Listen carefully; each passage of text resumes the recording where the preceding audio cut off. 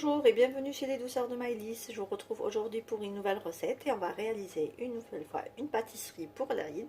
Donc ça va être donc garnerzel ou les cornes de gazelle avec donc l'enrobage avec du sucre glace. Donc ici on va commencer par la préparation de la pâte. Alors moi je vais pas faire une grosse quantité, donc je vais prendre une petite mesure qui est celle-ci.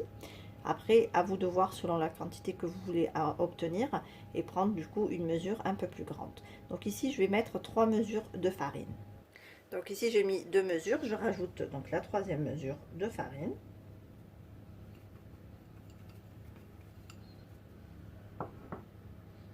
J'ajoute ici 2 cuillères à soupe de sucre glace.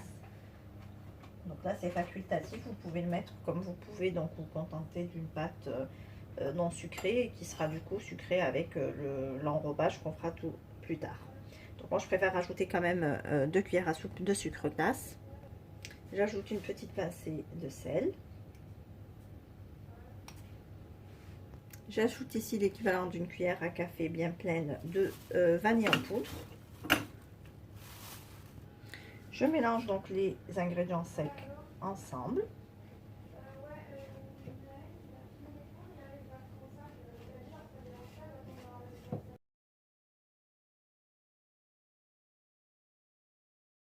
Donc ici, avec la même mesure, je rajoute une mesure de beurre fondu.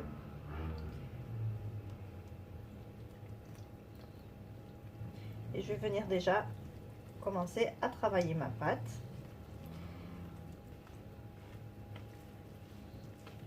Avec ma matière grasse.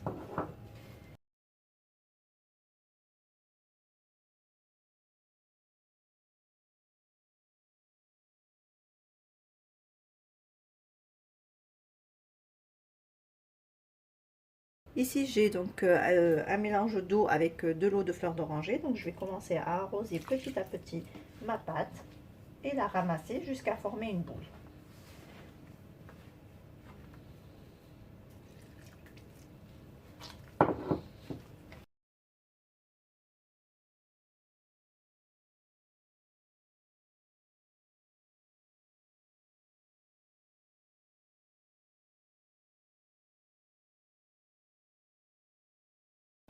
Alors une fois qu'on a ramassé la pâte, donc on essaye, donc il faudra faire une pâte ni trop ferme ni trop molle, donc une pâte qui ne colle pas quand même aux mains. Donc on va la pétrir un petit peu juste comme ça avec les mains pour la rendre plus lisse. Voilà, une fois qu'on a fini de pétrir donc un petit peu la pâte, on va la placer dans un sac de congélation et on va la laisser reposer 1 heure ou 2 avant de la travailler.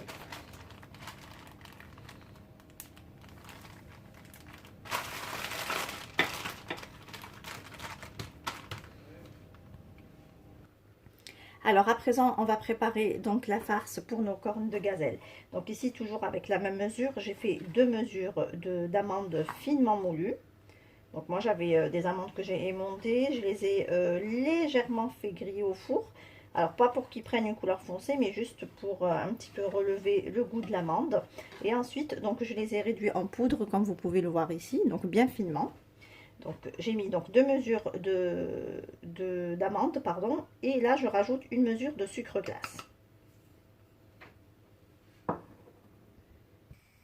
J'ajoute ici une cuillère à café de vanille en poudre pour un petit peu aromatiser ma pâte.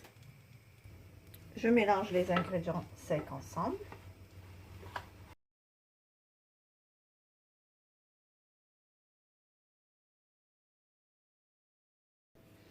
Ici j'ajoute 2 cuillères à soupe de beurre fondu.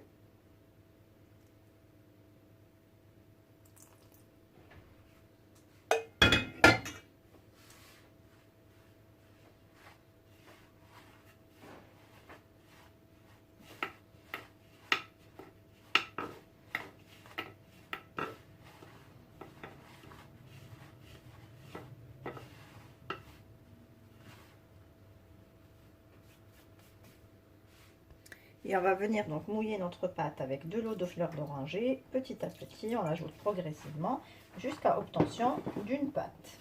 Donc il faut que ça soit une pâte malléable et non collante aux mains.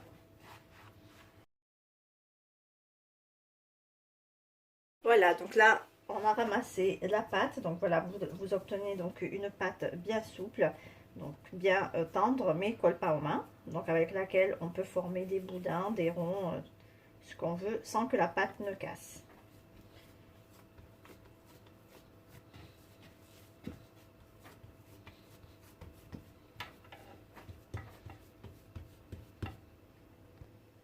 Alors on va commencer donc à préparer nos boudins de pâte d'amande. Donc c'est à vous de voir au niveau quantité, hein, selon le gâteau, la forme, enfin la grosseur du gâteau que vous souhaitez. Donc moi je l'ai fait à peu près de cette taille, ni pas plus grand ni plus petit. Et je viens donc les placer dans un plat. Et je continue ainsi avec tout le reste de ma pâte. Vous pouvez bien sûr peser les boules de pâte pour que vous ayez des boudins de la même taille et de la même forme.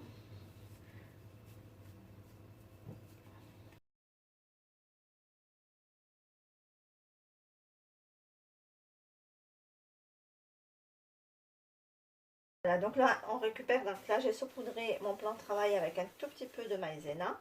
Et on va venir donc étaler ma pâte. Donc on va l'étaler bien finement. Vous voyez la pâte, une fois qu'elle a bien reposé. Moi, j'ai pas laissé longtemps, je l'ai laissé à peu près 2 heures de temps. Et elle s'ouvre très facilement.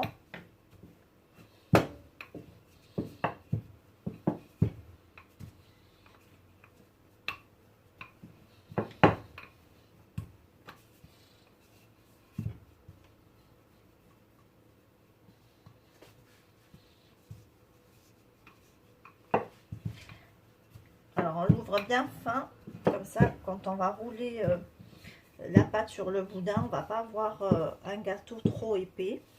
Sachant que donc ces cornes de gazelle, elles sont encore enrobées de sucre glace, donc ça va encore prendre un petit peu d'épaisseur. Donc pour avoir un bon gâteau avec un bon feuilletage autour de la pâte d'amande, je vous conseille de bien faire votre pâte, d'étaler bien finement.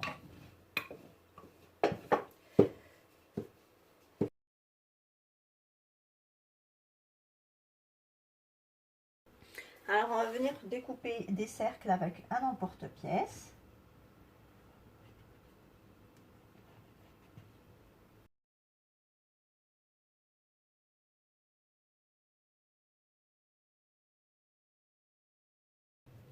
Et on va récupérer donc chaque cercle. On essaye de bien donc l'étaler.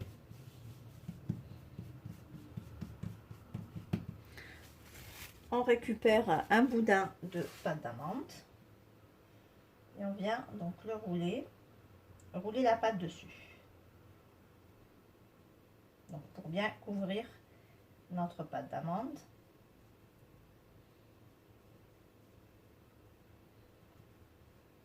Et tout en roulant, en fait, on façonne aussi donc notre corne de gazelle.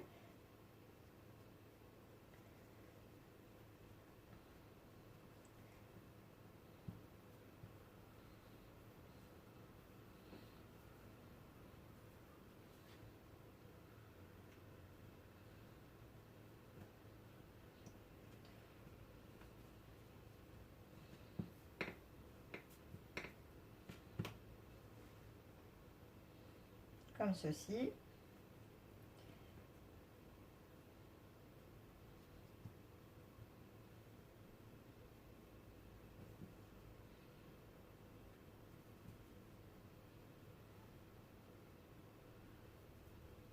Et voilà ce que ça donne. Voilà, moi je ne les fais pas plus grands que ça parce que j'estime que après on va encore les enrober de sucre glace. Du coup, le gâteau sera encore un peu plus épais. Donc là, c'est pour moi, c'est la bonne taille. Voilà, je vais les déposer sur du papier, un plateau recouvert de papier sulfurisé. Et je continue ainsi avec le reste de ma pâte et surtout de ma farce. Voilà, je continue ainsi donc avec le reste de ma pâte. Donc j'essaye juste avec la main, j'étale un peu plus mon cercle de pâte pour l'affiner. Je viens déposer dedans ma pâte d'amande et je viens donc l'enrouler.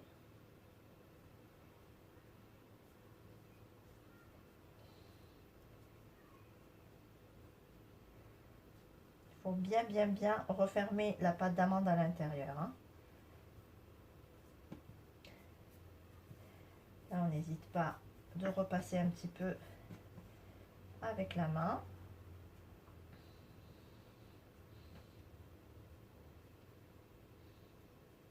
Et voilà, et on lui donne donc cette forme de corde.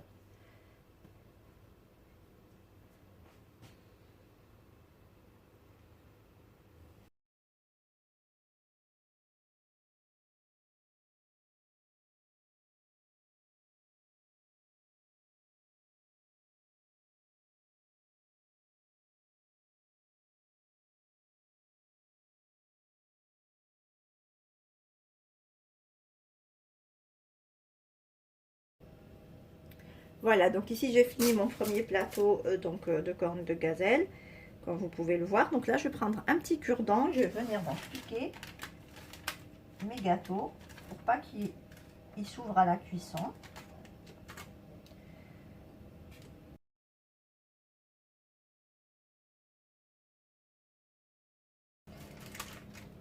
Voilà, et là je vais les enfourner donc dans un four préchauffé à 180 degrés pour une durée de 15 minutes. Alors attention, il ne faudrait pas que les gâteaux prennent une couleur foncée, il faut qu'ils prennent une couleur légèrement hâlée, ils restent blancs. Et ensuite, donc une fois qu'ils seront refroidis, on pourra passer à l'étape de l'enrobage. Voilà les gâteaux une fois cuits, donc comme vous pouvez le voir, ils prennent légèrement une couleur hâlée, mais ils restent quand même assez blancs, comme vous pouvez le voir là. Donc le gâteau est bien cuit. Donc là, de toute manière, la pâte, elle est vraiment très fine, hein, donc on n'a pas besoin de pousser très longtemps la cuisson. Voilà, juste que notre pâte elle sèche comme ceci. Là, je vais les laisser complètement refroidir. Il faudrait qu'ils soient complètement froids avant donc de les enrober. D'abord les passer dans de l'eau de fleur d'oranger et ensuite les enrober de sucre glace. Donc on se retrouve tout à l'heure pour la partie enrobage. Voilà, à présent on va donc commencer l'enrobage des gâteaux. Donc ici j'ai un bol avec de l'eau de fleur d'oranger et ici donc c'est du sucre glace que je viens de tamiser. Donc je récupère mes gâteaux, donc je vais les plonger rapidement dans l'eau de fleur d'oranger et je les passe directement dans le sucre.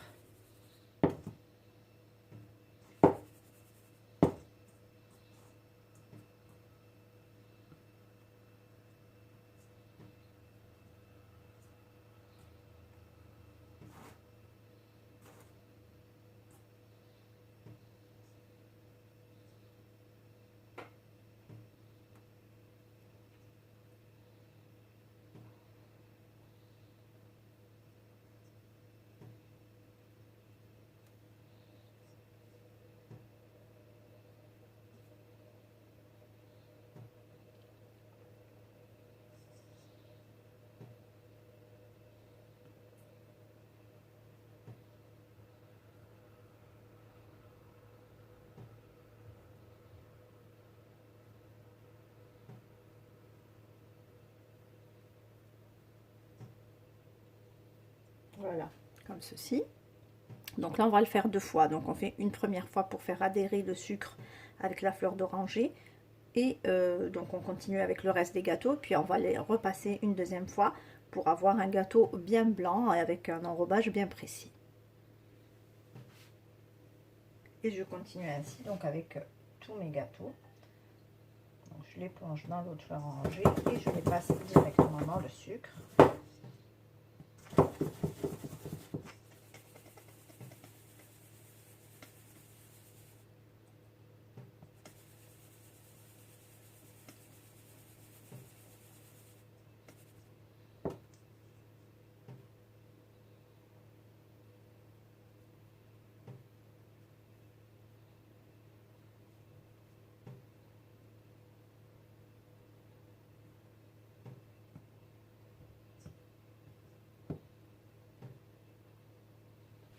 Et voici.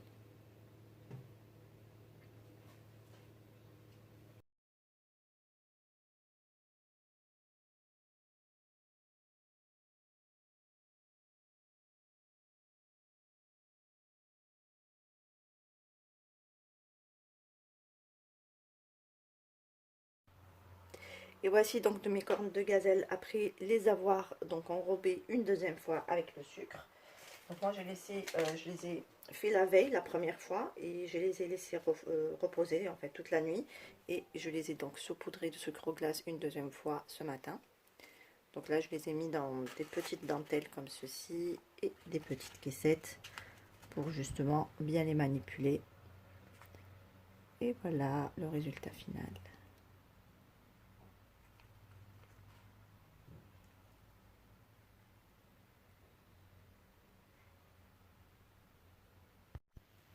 Ici, on arrive à la fin de notre recette. J'espère que celle-ci vous a plu. En tout cas, si vous avez aimé, laissez-moi un like et un commentaire. Et n'hésitez surtout pas à partager la vidéo autour de vous. Si vous êtes de passage sur ma chaîne, soyez les bienvenus. Vous pouvez vous abonner en cliquant sur le macaron qui apparaît sur votre écran. Et vous pouvez également activer la cloche des notifications pour ne pas rater les prochaines recettes. Je vous laisse la liste des ingrédients en langue arabe et en langue française en barre d'informations, ainsi que des liens vers mes comptes Instagram et Facebook. Je vous souhaite à toutes et à tous un bon appétit. Je vous retrouve très vite pour une nouvelle recette. Merci de m'avoir suivi et à très bientôt chez les Douceurs de Maïdis.